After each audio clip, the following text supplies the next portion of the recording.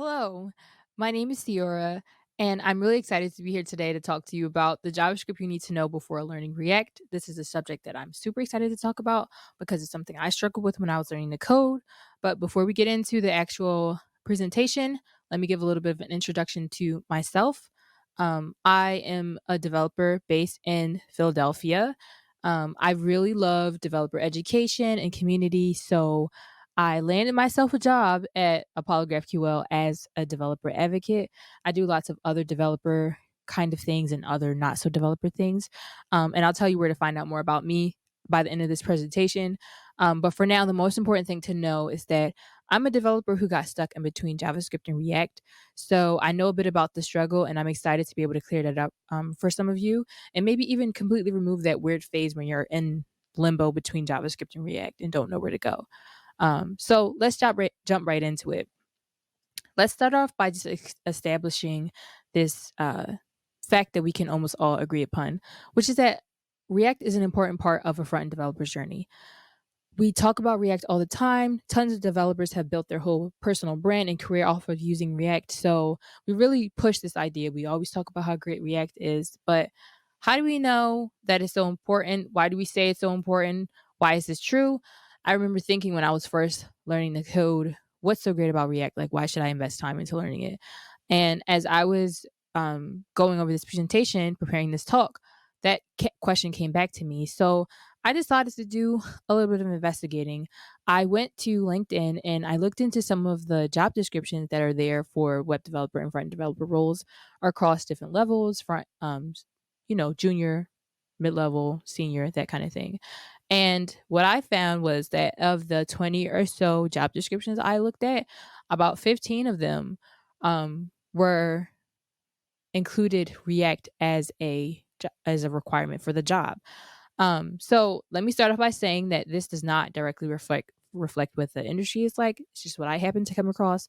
But this number could be higher or lower in actuality. But I think we can draw an important conclusion from this, and that is that React is important. I feel like this girl in the picture, like explaining this to you, but it really is. So it's an important part of our journey.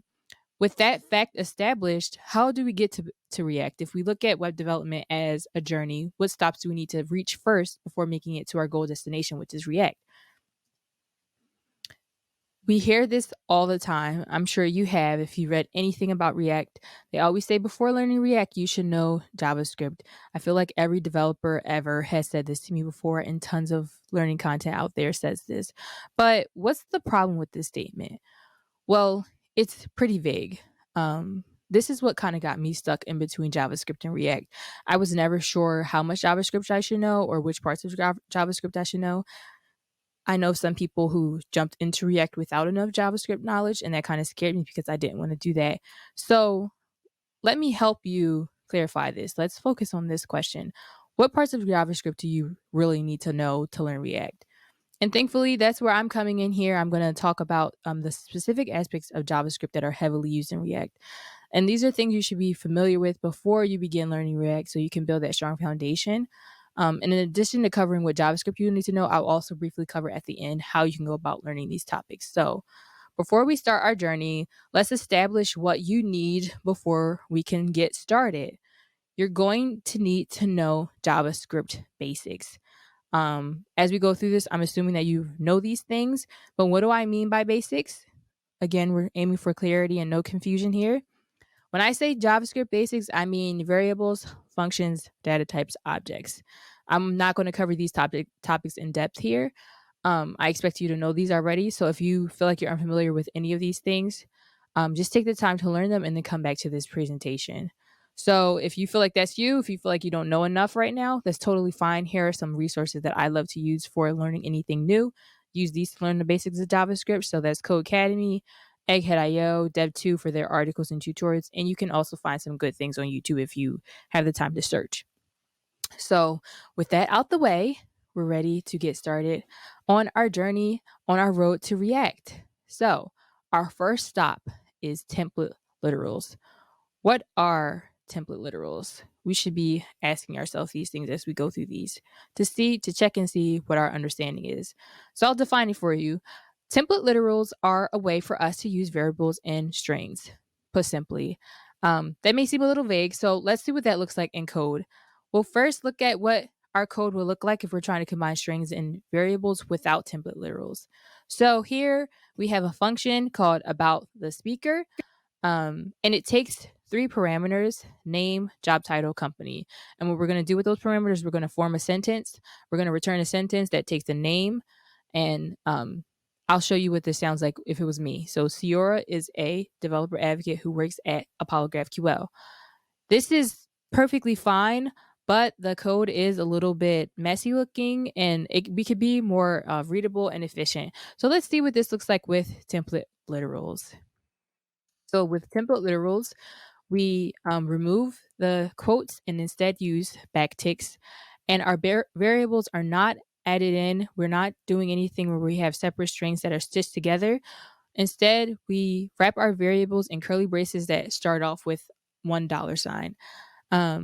So it's just one string altogether. This makes our code much more readable, and you'll see this in React a lot. So it's good to be familiar with this so that when you're building on your own or if you're contributing to someone else's projects, you know what's going on. So next, we're going to look at the spread operator. That's our next stop. We've covered the first one. We're on to the next one. And we're going to, again, keep checking our understanding, asking ourselves, what is the spread operator? Just in case you do or don't know, I'm still going to explain it to you. The spread operator is a syntax mechanism that allows us to use items in an array to pre-fill a function. It could be a function or something else. There are many applications of the spread operator, but it's shorthand for using array items to fill something, so it doesn't have to just be a function. For now, we're going to focus on using it to fill function arguments, but this is going to make sense once you see it in action. So again, let's take a look at what this will look like with what our code will look like trying to do this without the spread operator. So we're sticking with our previous code example where we are creating a file. Let's say in addition to the function, I also have an array that's filled with info about me, my name, my role, my company. As you can tell, these things match up really well with our function. So it would make sense to use them as items in this array. As it would make sense to use these items in the array as arguments for the about the speaker function. So without the spread operator, we would have to individually call each item in the array by index as arguments for the about the speaker. And this code works, but we could do a little bit better. And the spread operator helps us to do that. So let's see what our code will look like with the spread operator. So now we've deleted a lot of code here. Instead of calling each item by its individual index, we instead use 3 periods, 3 dots, dot, dot, dot, and then the array name. In this case, it's your info. This is much more concise and readable, and this is super helpful, especially when we have huge, large arrays where we want to input them as values in a function. There are many ways, like I said earlier, to apply the spread operator, but we don't have time to cover those right now. So I suggest that you do a little bit of research, check out the MDN docs to see other ways you can use the spread operator. But with that, we're already on to our next destination, which is arrow functions. So what are arrow functions? Like most of the other things we've discussed, this is another syntax shorthand, for creating functions. A lot of these things are just shorthands or enhancements of JavaScript syntax that has been around for a long time. So to understand this syntax, let's look at our about the speaker function that we've been working with so far and examine what it looks like with arrow functions applied. So first, without the arrow functions, this is what we've been working with so far. We have the function keyword, about the speaker, our parameters, and then the function body. So how can we work this into an arrow function? Well, what we do is we first declare our variable name, our function name, which for us is still going to be about the speaker, but we completely get rid of that function keyword, and instead now we're directly equating our variable name to the function parameters, which are wrapped in parentheses since we have more than one, and then we use a new symbol with the equal sign and the arrow symbol to point to the brackets that hold our function. So let's see what this would look like. Let's abstract this even further. because we have a return statement here, and you will use and see return statements very often in React, and oftentimes there will be multi-line return statements. So I want to show you what multi-line return statements would look like in React. So we're taking this arrow function syntax, and instead of having brackets now, we're going to have parentheses instead and get rid of that return statement. So this is an implicit return, so we don't need to have the return keyword here. So like I said earlier, this is syntax you'll see in React very often. So it's important that you know what it looks like so that you can know what you're looking at when you look at React code. So I want to note too that that arrow functions, have different syntax for functions that have 0, 1, or more parameters. This one has 3, but it's different for when it's just 1 or when there's no parameters. So I recommend that, again, you go to the MDN documentation just to see what that looks like. So this is important. It's important to know what arrow functions look like, how to use them, how to write them, because you won't see the function keyword very often in React. You'll see the arrow function syntax much more often, so it's important that you're comfortable with it. So we're already on to our fourth destination. We have now reached destructuring. So what is destructuring? Let's get into it. Let me define that for you. Destructuring is destructuring is a syntax for assigning items within arrays or objects to variables. So we unpack the arrays and objects into variables in a clean and concise way. And we do this with destructuring. So let's take our Ceora info array, or you might have called yours something different if you're coding along with this, and we're going to use apply destructuring to it. So let's first see what we can do with our array without destructuring. So if we wanted to take the items within Ceora info and give them individual variable names, we would have to do so again by calling on each index. So for name, we have to do Ceora info, the 0 index, etc., etc. This can get pretty tedious, especially if you have a lot of items in your array. So let's see how we would do this with destructuring. So with destructuring now, we use that let keyword, and instead of doing one variable name, we take brackets, the array brackets, and in there we place the names that correspond to the position that we want the item variable name to be. So name for Ceora, developer, job title for developer advocate, and so on and so forth. And we set that equal to Ceora info, so automatically JavaScript knows to assign Ceora to name, and et cetera, et cetera. So if we console log those values, they're going to be given the corresponding array item. This is super powerful. And like I said earlier, we can apply this to objects as well. So what I did was I just turned Ceora info into an object. And now we have name, that the key name that corresponds to Ceora, the value, and so on and so forth. Excuse me, I can't talk today. And then instead, the syntax is just the same as with arrays, but instead now we're using curly braces to match the object.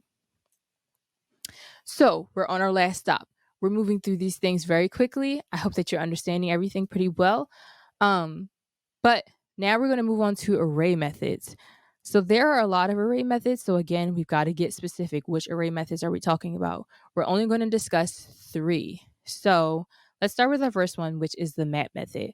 I'm going to give a definition of each method that we're going to discuss, and then we'll see in code how it works. So this method allows us to perform a function on each item in an array, and then create a new array with those new items. It takes a callback as its parameter. And just so you know, a callback is a function that is used as a parameter for another function. So let's see what this looks like in action. We are working with our Ceora info array again, and we're in our imaginary scenario. For some reason, we would like to capitalize fully every single one of the items in this array and store those in a variable called cap Ceora info. So we're going to declare the variable cap Ceora info, and we're going to set it equal to Ceora info. And we're going to apply the map method to Ceora info.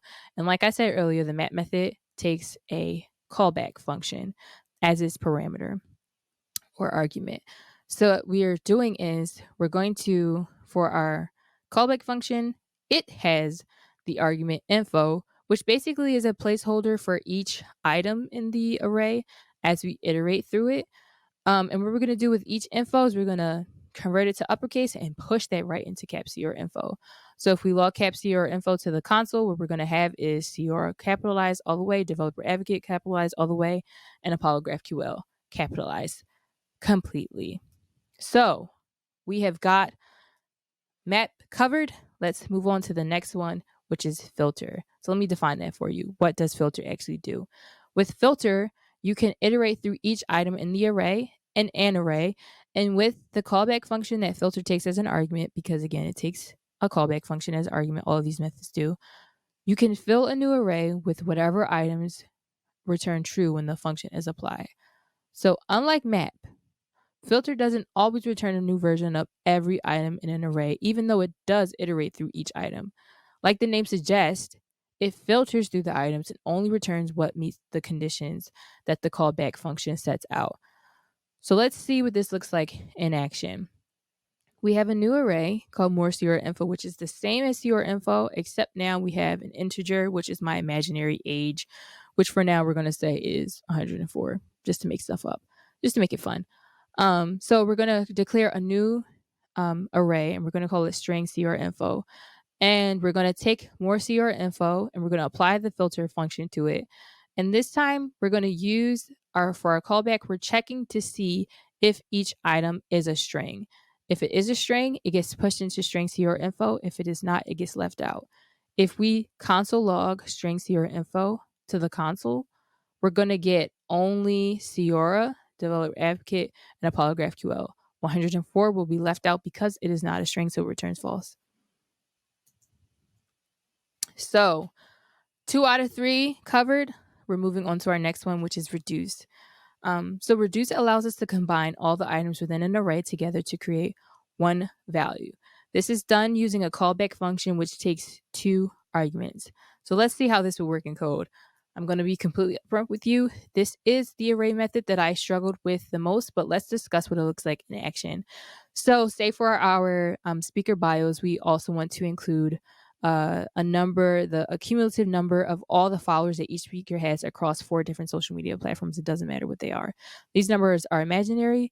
I do not have this many followers anywhere, but we'll say 1,000, 23,000, 24, and 100. So let's create a variable, and we're going to call it all followers. And we want all followers to be equal to all those numbers added together. So we take followers and we apply the reduce method. And this is where reduce gets a little interesting. The method that the callback that reduce takes as an argument has 2 parameters. These parameters signify the total accumulative value that we have as we iterate through each item. And the second parameter, ours is called current num, signifies or is the placeholder for the item that we're on as we iterate through. So I want to walk through this so you can see what's happening. So basically what we're doing in this function is we're taking the total number and adding the current number to it.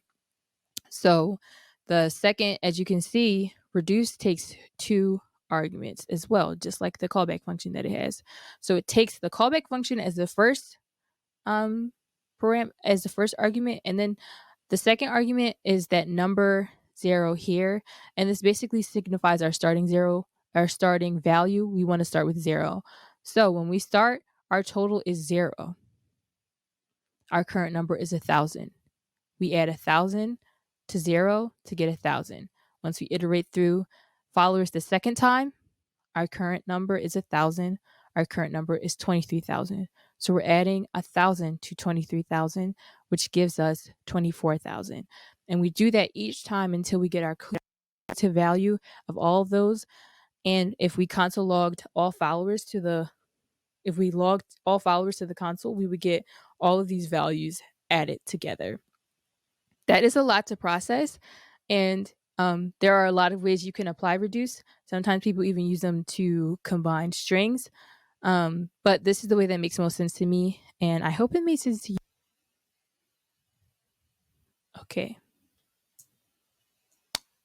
So we've almost reached our final destination. We've covered a lot of things, a lot of information, especially with those array methods. And we're so close to being ready to make it to React. But before we can get there, there are a few things you need to do. And one of the things I encourage you to do is to practice a ton. Where can you go to practice? I suggest that you go to Rails, like I mentioned earlier, Code Academy, Egghead.io, Dev.to, and YouTube. Code Academy has great interactive code exercises, and if there's specific things that we've talked about that you were confused about, I highly suggest looking them up on Dev.to, YouTube, or Egghead.io for lessons that can cover those things. The next thing I think is really important to do is to build projects with what you've learned, implementing those JavaScript specific things that we've discussed about JavaScript. And the way that you can find projects that do this, I suggest you search up portfolio JavaScript projects. These usually tend to be a little more show-offy since they're supposed to be things you show to employers. So start off by following tutorials if you would like, and then kind of do your own thing to make it unique and to really get yourself thinking. So once you do those things, you're ready. You've reached the final destination, which is React, and you're good and ready to go and dive right in. You'll be fully prepared. So as a recap, we're just about finished with our discussion. I'm going to move this over here so you can read everything clearly. So our journey to React include 5 stops, you need to make to get there. So the first one is template literals. We also have the spread operator, arrow functions, destructuring, and array methods. And those array methods include map, filter, and reduce. If you feel like you are unclear on some of these things or you need a little more practice, do that. Practice and build projects using these specific aspects. And that brings us to the end of this presentation. I would like to thank you so much for sticking along with me. I hope you enjoyed it. I hope you learned something.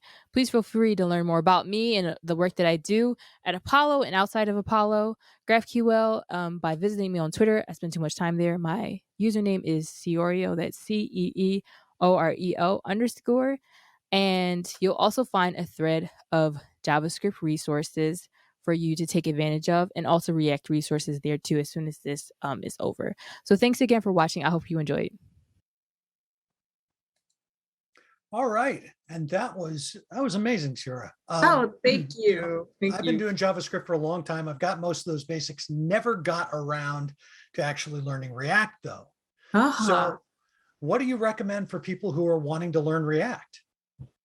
Well, I recommend basically doing the same steps I recommended for learning those things in JavaScript that help you to learn React, which is building projects, right? Like, I am a big note taker, but I found the times when the information really clicks for me is when I get my hands dirty in code and I start to build projects, especially when I start to come up with ideas on my own and I try to turn those ideas into reality by building projects. So that's probably my number one tip, is to build projects and then take it a step further by building in public. And what that basically means is if you are active on any social media platforms, whether that's YouTube or, well, YouTube's not really a social media platform, but like TikTok or Twitter or Instagram, share what you're learning there so that it'll give you a chance to really verbalize what you're learning. And when you verbalize it and have to like teach someone else, helps you solidify it so you learn it really, really well. So those are the 2 things I recommend, which are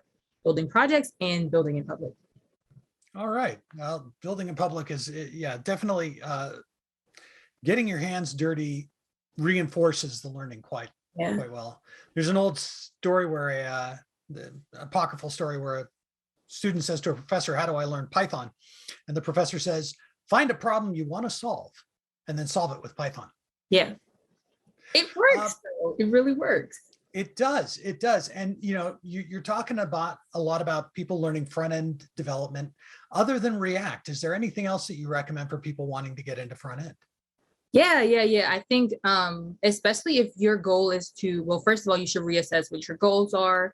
If you're trying to build a full stack application, that's going to change what you would want to learn. Or if you want to get a job in the industry, that's also going to change what you want to learn. I'm going to focus on people who are trying to either transition into front-end development from another like side of tech, or you're trying to get your first job in the tech industry as a front-end developer. If that's you, I think the best things one thing that you can learn, and I promise I'm not biased when I say this, as someone who works at Apollo GraphQL, I think GraphQL is a great thing to start learning, especially how to interact with it as a front-end developer. A lot of companies are starting to adopt GraphQL. So if you are a front-end developer who also knows GraphQL, that's going to give you an extra edge in the job market. And that'll be like something great to have on your resume, and like build a project with GraphQL where you're interacting with a GraphQL API or something like that. And it'll help you stand out. So if that's you, if you feel like you're the person who's trying to learn front-end development to get a job as a front-end developer, that's what I would recommend is GraphQL. And there's probably a couple other things, but yeah, I'm going to say GraphQL for now. All right.